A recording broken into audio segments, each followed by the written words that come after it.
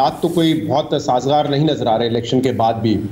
लेकिन अगर मैं इस जुमले से शुरू करूंगा तो इसका मतलब ये हरगिज नहीं है कि इलेक्शन अपने वक्त पर नहीं होने चाहिए। इलेक्शन होने चाहिए, लेकिन जिस तरह के इलेक्शन और जिन हालात में इलेक्शन होते नजर आ रहे हैं, उससे लगता है कि जो इंतशार वाली इस वक्त कैफियत है, सूरत हाल है, वो बहुत हद तक बरकरार रहेगी। कोई भी पार्टी इस वक्त दूसरे का मैंडेट एक्सेप्ट करने के लिए तैयार नहीं है। खासतौर पे जैसे आपने इंट्रोडक्शन में कहा कि पाकिस्तान तहरीक इंसाफ और पाकिस्तान पीपल्स पार्टी जो है पहले ही इल्ज़ाम लगा रहे हैं इस इलेक्शन के ऊपर। कभी वो इलेक्शन कमीशन के ऊपर उंगली उठाते हैं, कभी जो निगरान सेटअप है उनके ऊपर उंगली उठाते हैं। तो ऐसे हालात में मुझे नहीं लगता कि अगर कोई पार्टी इस वक्त ले भी लेती है मैंडेट, तो उसके मैंडेट को दूसरी पार्टी तस्लीम करेंगी। आपने देखा 2018 में क्या हुआ, जो पहला असेंबली का इजलास था जिसमें इमरान खान साहब बड़े अच्छे शलवार कुर्ता और फेस कोट पहन कर आए कि मैं अपनी पहली तकरीर करूंगा। वो तकरीर के वक्त ही उनको जो है सिलेक्टेड ताना पड़ा, और इसके बाद जो है आपने देखा कि वो असेंबली जो है किस तरीके से चलती रही। मतलब असेंबली उस वक्त लार्जेस्ट जो पार्टी थी वो तो किसी तरह रन भी नहीं कर रही थी। वो खुद कहते थे जितनी भी कानून साजी होती है उसके लिए हमें बाहर से मदद लेनी पड़ती है। तो मुझे तो इस वक्त इसी तरह के हालात नजर आ रहे हैं।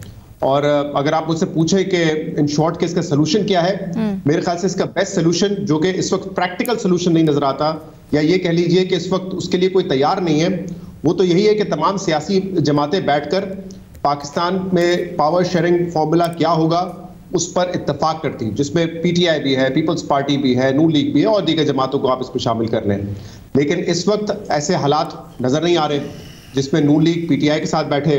पाकिस्तान तहरीक इंसाफ पहले ही मौके गवा चुकी है दूसरी पॉलिटिकल पार्टीज के साथ बैठने के। तो जब तक इस पॉलिटिकल सिस्टम में बाहर से इंटरफेरेंस रहेगी, मुझे नहीं लगता हम किसी इस्तेकाम की तरफ आगे बढ़ सकते हैं। सियासतदानों को सियासी मसाइल का हल निकालना है, लेकिन बदकिस्मती से वो फेल हो चुके हैं इस मसले का हल निकालने में। इसीलिए जो भी इस वक्त मैंडेट लेकर आएगा उसके लिए हुकूमत चलाना बड़ा मुश्किल होगा। मैं बाकी चीज़ों पर बाद में बात करूंगा कि इस वक्त पीपल्स पार्टी के अंदर या फिर नून लीग के अंदर क्या मसाइल है, जिसकी आपने बात की टिकट के इशूज़ के ऊपर, और आज जो कुरैशी साहब के साथ हुआ। लेकिन आपने ये कहा कि अगर इस्तेकाम नहीं आता तो माशी इस्तेकाम भी नहीं होगा। अलीना, मैं भी हमेशा ऐसे ही सोचता हूँ, लेकिन अब आप अगर रियलिटी देखें तो ऐसा लगता है जो माशी मसला है वो भी एक सुपरफिशियल है, बड़ा अहम मसला है, लेकिन सुपरफिशियल लगता है जब आप उन डीप रूटेड मसाइल को देखते हैं जो कि पाकिस्तान में जन्म ले चुके हैं।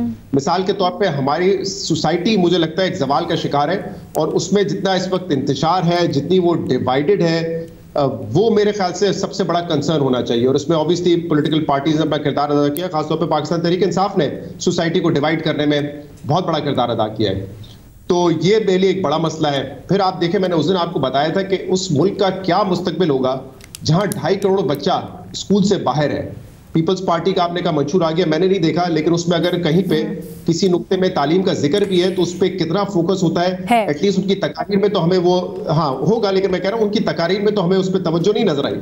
मैंने नहीं सुना किसी को कि बच्चों को पढ़ाने की कोई बात कर रहा हो। हर कोई यहाँ पे क्या कह रहा है, नैरेटिव बना रहा है किस चीज पे, कि मैं 2017 में विक्टिम था, हम 2007-8 में विक्टिम थे, पीटीआई कहती है हम 2022 में विक्टिम थे। ये इस वक्त सियासी नैरेटिव बन रहा है, और कोई अपने 2-4 काम गिना देगा कि हमने मोटरवे बना दी, हमने जो है कोई बच्चों के लिए कोई हमने जो हेल्थ कार्ड दे दिया, इस तरह की बातें होंगी।